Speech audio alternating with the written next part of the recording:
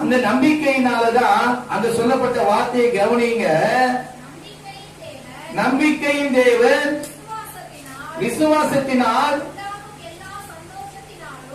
நம்பிக்கையின் தேவன். நீங்க அவரை பரிசுத்த ஆவியை கொண்டு அவர் மேல நம்புறீங்க.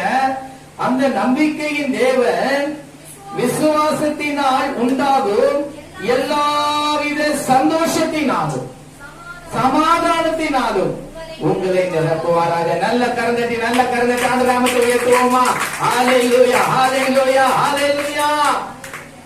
பரிசுத்த ஆவியானவருடைய ஒத்தாசையை கொண்டு நாம் கிறிஸ்துவினுடைய மேல் நம்பிக்கை வைக்கும் போது அந்த நம்பிக்கையின் தேவன் நம்ம என்ன பண்ணுவாராம்? விசுவாசத்தினால் உண்டாகும் சந்தோஷத்தினாலும் சமாதானத்தினாலும் நம்மை நிரப்புவாராம். ஹல்லேலூயா.